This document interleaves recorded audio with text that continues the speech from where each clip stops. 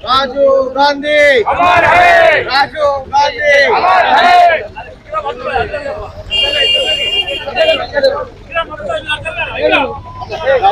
गांधी अमर है, राजीव गांधी अमर है, राजीव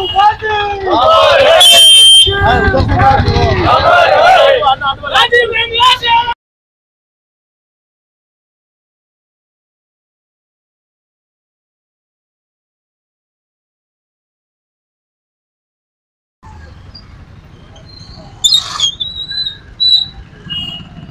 వదిలిపోయి 34 సంవత్సరాలు అవుతా ఉన్నది. ఇది రాజీవ్ గాంధీ గారు వదిలిపోవడం అనేది ఈ దేశ ప్రజలకు తీరని లోటుగా కనబడతా ఉన్నది. ఎందుకంటే రాజీవ్ గాంధీ గారు తీసుకున్నటువంటి సంస్కరణలు వీళ్ళ ఓటు హక్కును 21 నుంచి 18 ఏళ్ళకే ఓటు హక్కును కల్పించింది రాజీవ్ గాంధీ గారి హయాంలో. అట్లానే పట్టణాలతో పాటుగా గ్రామాలు కూడా అభివృద్ధి చెందాలనేటువంటి ఒక ఆలోచనతోటి గ్రామ పంచాయతీలకు నేరుగా కేంద్రం నుంచి నేరుగా నిధులను ఇచ్చేటటువంటి కార్యక్రమం చేసి గ్రామాలను అభివృద్ధికి తోడ్పడినటువంటి రాజీవ్ గాంధీ గారు మన మధ్య లేకపోవడం ఈ దేశానికి తీవ్రమైనటువంటి నష్టంగా భావిస్తూ ఉన్నాం.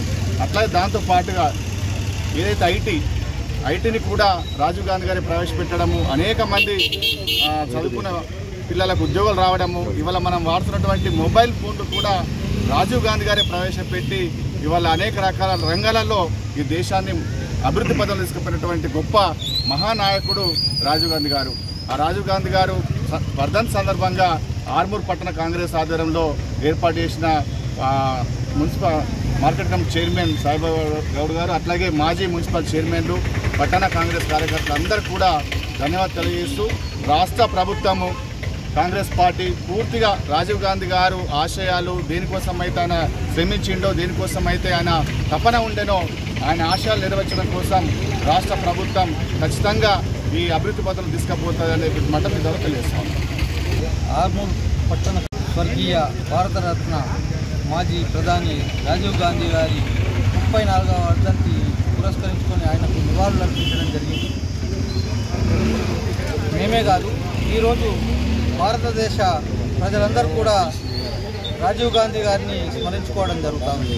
ఎందుకంటే పెద్దలు విత్తనాభివృద్ధి సంస్థ చైర్మన్ అయినటువంటి అన్వేష్ రెడ్డి గారు చెప్పినట్టు ఇంతకుముందు రాజీవ్ గాంధీ గారు ఈ దేశ అభివృద్ధికి వెన్నెముకలాగా పనిచేశారు. ఆయన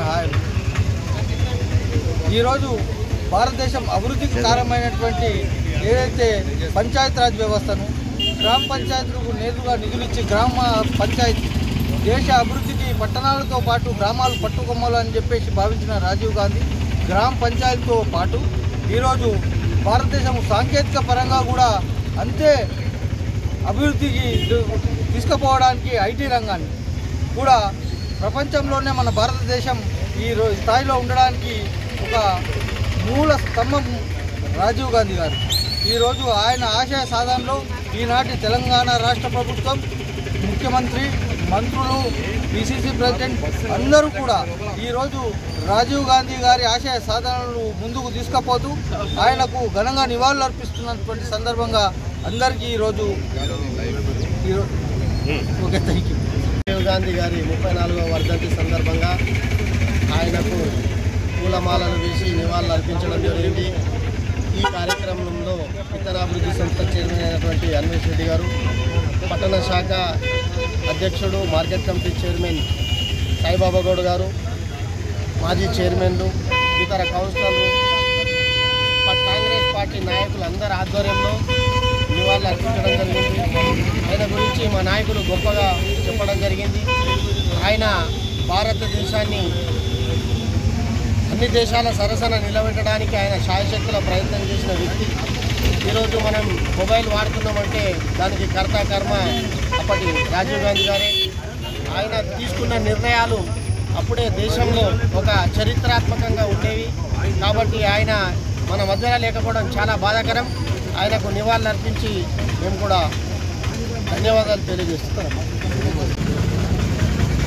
రాజీవ్ గాంధీ గారి వర్ధంతి సందర్భంగా ఆర్మూర్ కాంగ్రెస్ పట్టణ ఆధ్వర్యంలో రాజీవ్ గాంధీ గారికి ఘనంగా నివాళులు అర్పించి వారికి పూలదండలతో నివాళులు అర్పించడం జరిగింది. ఈనాటి కార్యక్రమానికి ముఖ్య అతిథిగా విత్తన అభివృద్ధి సంస్థ చైర్మన్ అయిన అన్వేష్ రెడ్డి అన్నగారు, అలాగే మాజీ చైర్మన్లు, జంబ్యాన్మన్ కమిటీ చైర్మన్లు, సిద్ధలగుట్ట చైర్మన్లు, కాంగ్రెస్ సీనియర్ నాయకులు, ప్రస్తుత చైర్మన్లు అందరూ వచ్చి, market committee chairman, vice chairman, market డైరెక్టర్లు, కాంగ్రెస్ మైనార్టీ నాయకులు వచ్చి ఘనంగా రాజీవ్ గాంధీ గారికి వర్ధంతి తెలపడం జరిగింది. అలాగే రాజీవ్ గాంధీ గారు భారతదేశ చరిత్రలోనే అతి యంగెస్ట్ ప్రైమ్ మినిస్టర్. వారి ఆలోచన విధానము ఈరోజు మనకు ఐటీ రంగాన్ని ఈ స్టేజ్కి తెచ్చింది. ఈరోజు ప్రపంచ స్థాయిలో మన ఐటీ రంగం ఇంత పెద్ద స్థాయిలో ఉందంటే దానికి కర్త, క్రియ, కర్మ కేవలం రాజీవ్ గాంధీ గారు అని సందర్భంగా జరుపుకుంటున్నాం.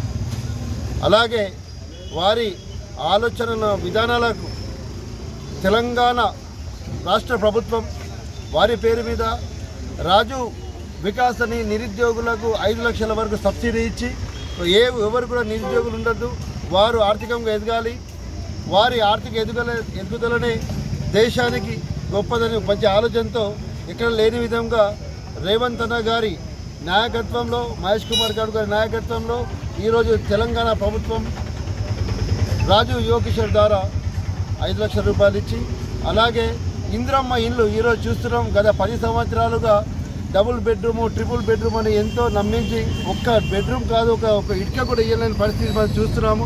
ఈరోజు ప్రతి వార్డులో 30 నుండి 40 ఇందిరమ్మ ఇళ్లను మంజూరు చేసిన రేవంత్ అన్నకు, మహేష్ అన్నకు ఇక్కడ ఇందిరమ్మ మా అమ్మ, రేవంత్ అన్న మా అన్న అని ఈరోజు మహిళలు ఎంతో ఆనందంతో ఒప్పుకుంటున్నారు. ఇలాంటి మంచి కార్యక్రమాలు చేస్తూ కాంగ్రెస్ ప్రభుత్వం ముందుకెళ్తుంది. ప్రజలందరూ గమనిస్తున్నారు. కాంగ్రెస్ ప్రభుత్వమే పేదల ప్రభుత్వము, పేదల ప్రభుత్వమే కాంగ్రెస్ ప్రభుత్వం అని. రానున్న రోజుల్లో ఈ ప్రభుత్వానికి మేము మీతో ఉంటాం, మీతో అండగా ఉంటామని ప్రజలందరూ అంటే మాకు ఎంతో ఆనందం అనిపిస్తుంది. ఇలాంటి అవకాశాన్ని ఇచ్చిన మా పట్టణ అధ్యక్షులు గారు, కాంగ్రెస్ నాయకులకు అందరికీ మరోపారి కృతజ్ఞతలు తెలుపుకుంటూ మరోసారి రాజీవ్ గాంధీ రాజు